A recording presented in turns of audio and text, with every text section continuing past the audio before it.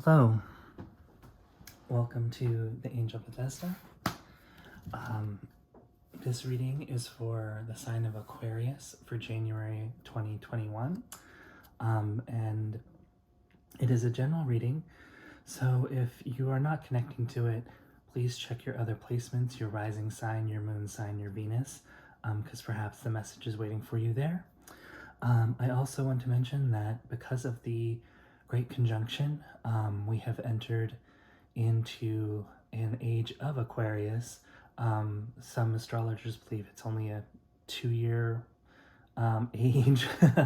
Others believe that is the shift out of the Piscean age into the Aquarian age, and I actually personally believe that. I believe that we have shifted completely out of the age of Pisces into the age of Aquarius. So good for you. Please be leaders for us. Please show us what being an Aquarian is all about. Show us your humanitarianism, show us your mastery of technology, show us your creativity.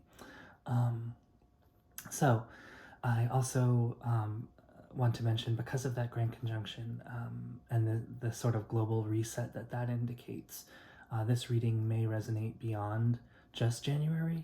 I will attempt to decipher what I think is something you need to know right away versus what is something that might be a message for the rest of the year. Okay, so before I started the video, I shuffled the cards and asked for a message for you, Aquarians. So let's get right into it. Start with the Two of Pentacles. So you are able to juggle a lot of things. Perhaps you're a working parent and you have had to be at home because of the global situation we find ourselves in, and you are juggling all of that. It could also be that you're distracted, but I'm not getting that. I'm getting that you are just good at juggling things. You're good at juggling. Everybody talks about like a work-life balance, and it seems like you've achieved that. Next we have the Hierophant. So he can have a few meanings. I always tend to go one direction, but I want to mention other interpretations. He's about traditions. He's about following the rules. But he is also about, it can also represent a person. So this person could be a gatekeeper. For example, a college admissions officer. If you were applying to go to school, you would be applying to him to join that institution. So, and that would have that institution would have a big influence on your life. So he can represent a church, he can represent a school. But connected with the Two of Pentacles, Pentacles tend to indicate something to do with work. So we'll see if that's true. We'll see what happens. Next we have the Queen of Pentacles. So this is definitely related to work. So you're having this work-life balance and you're following the rules of this work. And the Queen of Pentacles is very down-to-earth, rational, resourceful. Yeah. Next we have the Seven of Wands. Okay, so as you can see, the pictured figure is fighting things off. He is defending his point of view. So I don't know if there's it seems to be related to work, like someone might be challenging your point of view. Maybe, oh, okay, so right next to the Hierophant, it could indicate that someone at work, perhaps someone above you in position or power, is not appreciating your point of view, and is maybe fighting you on it, and they are taking the more traditional point of view where you have something new to bring that is still grounded and rational.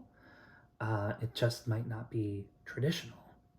And this card is just saying, stand your ground. okay? Next, we have the Four of Swords. Okay, so that standing your ground is going to take something out of you. You're going to need to rest and recharge, okay? That's what the Four of Swords is all about. Having a rest, having a recharge from this battle, this challenge. Next, we have the Ten of Pentacles. Okay, so it all works out.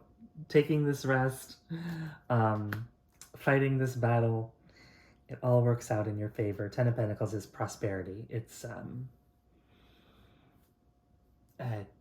I mean, things are going great with the Ten of Pentacles, okay? So it all seems to be work related. I mean, they're having a lot of pentacles show up. 3 pentacle cards so far. Oh, but now we have more swords. The King of Swords. Okay, again, this is, it's about being intelligent. You know what's up. You know what you're doing. And the King of Swords is a good communicator. You're able to say what you think, say what you believe, and in a very clear way. So this prosperity that comes from fighting this battle, or not fighting this battle, that's very dramatic. Just standing your ground.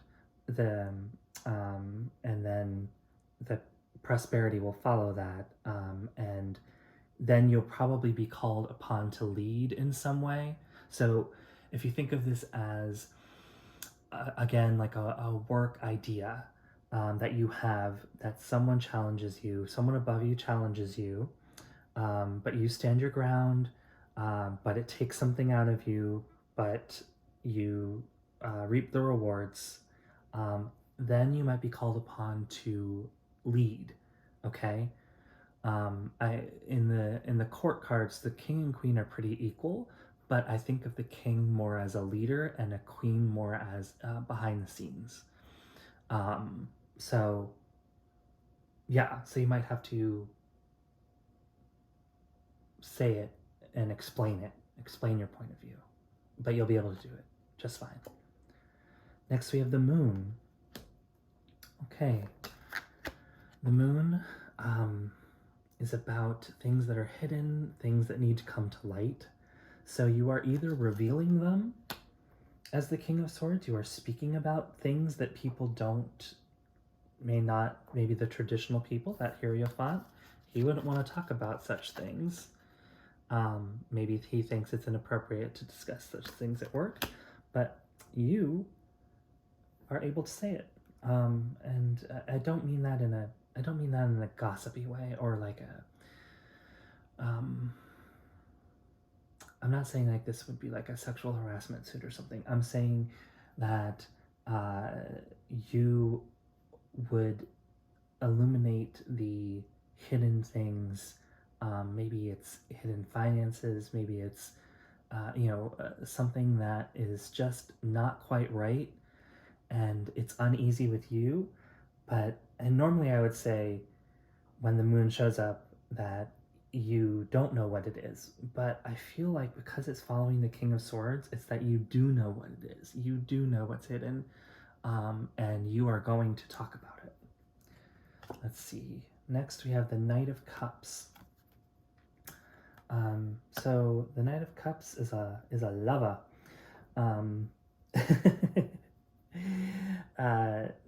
So in the context of this reading, I'm thinking of this more in terms of what the Knight of Cups represents in terms of emotion. Knights are all action. Knights are goers. Knights are doers. So this, I feel like this might be, the feeling that I'm getting is that this could be someone else. This could be an outside influence. Perhaps a coworker who, while you are focused on the practicality, the King of Swords, the knowledge, the data, and explaining yourself and your point of view, maybe there's a coworker that is helping you understand the emotional ramifications. Maybe this person is helping you please the Hierophant, like explaining in a different way. explaining from an emotional place instead of an intellectual place, okay? So I just get the feeling that that is someone who's helping you as opposed to representing you in this reading, but we'll see. Oh, next we have the Three of Pentacles, a coworker. I mean, this is almost a clarifier. If I would say that this is basically a clarifying why the Knight of Cups is here, because the Three of Pentacles is literally about coming together with like co-workers to work on a project together. And so I definitely think that that is what the Knight of Cups is representing here. Okay, so let's move on. The next card we have is the Queen of Swords. So we started out with a lot of pentacles, and now we're having a lot of swords. Again, like I said earlier when I was talking about the King of Swords, I think of the kings as like leaders, actors on the stage, and the queens as the behind the scenes. But still very rational, very intellectual, and so this is just another aspect of you. Not only are you able to explain yourself rationally to your coworkers and in a clear way, you're also able to do the work, the behind the scenes work that comes with that, okay? And I think this coworker is helping you. The Three of Pentacles, it might be another coworker. It might be. I wouldn't rule it out. That this section of the reading is telling me, you know, these are three human figures in a row: the King of Swords, the Knight of Cups, and the Queen of Swords, and they're right on top of the Three of Pentacles. So that could be three people working together. Okay? Does that make sense? So you are the King of Swords. The Knight of Cups is a coworker. The Queen of Swords is a coworker. Possibly. And when I say coworker, I don't necessarily mean 9-to-5 job. I mean collaborator.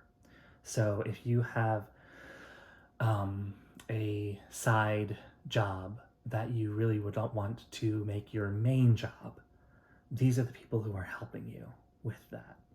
Okay? I don't want to I feel like I've been very narrow in this reading, and it can be more expansive. It can have more meanings. Okay? Oh, finally we have the Wheel of Fortune. So, Wheel of Fortune means that things are happening for a reason, and the timing is as it should be. So I mentioned at the beginning that this might be for the month of January, like what you need to know right away, or it could have ramifications for the rest of the year. And I'm definitely getting immediacy here. I'm definitely getting now. This is what's going on now. Okay? This is the message you need to hear now. I'm not getting a larger message, and I think that that's why the Wheel of Fortune is showing up, to just tell me that, to say this is happening when it's supposed to happen, and yeah, the timing is, maybe it's not convenient because you're juggling so much, but timing is right. So let's see, at the bottom of the deck, oh, we have the Three of Swords. It's not going to be easy. Okay, maybe I need to focus more on that Seven of Wands and defending yourself, because the Three of Swords is painful. The Three of Swords is not a happy card, and it's the overall energy. So this is a painful time that's going to lead to a prosperous time. And again, that's temporary. So, swords are part of the minor arcana, the lesser arcana. And so it's temporary. So it might be a little painful defending yourself, but do it, and it will work out. Okay. I'm going to ask for clarification about the moon, because I interpreted it a certain way, but I want to see if perhaps there's a different message associated with the moon. So why is the moon here? Why is the moon part of this reading? Why is the moon here? The High Priestess. Okay. What a great card. I love this card because it's about going inward. That's clarifying the moon. So anything that's hidden, anything that you feel like is in the shadows, the answer lies within. And if you look inside, you will find the way to illuminate those shadows. So when you are acting as the King of Swords and explaining yourself in an intelligent way about perhaps what these it might just be a feeling of something's not right or something's being kept or hidden, and it's internal, not external, which is strange. So this is, to me, it just means perhaps that there's self-doubt, and you shouldn't have it. The High Priestess showing up here says, don't have that self-doubt. Okay? Go within, find the strength to be the King of Swords and rely on your coworkers. Okay? Or collaborators, I should say. All right, let me see what your overall message is. What your overall message from the angels is for January 2021 for the sign of Aquarius. My creative Aquarians, or in your age. Okay, get more information. The swords are all about information. So be sure you're prepared. When you have to defend yourself and your point of view, make sure you're prepared and get more information. Okay, I mean, I think that this is literally talking about like data, because this is such an intellectual reading to me. All right, so I hope that resonated with you. Again, if it didn't, check your other placements, your rising, your moon, and your Venus, and I will talk to you soon.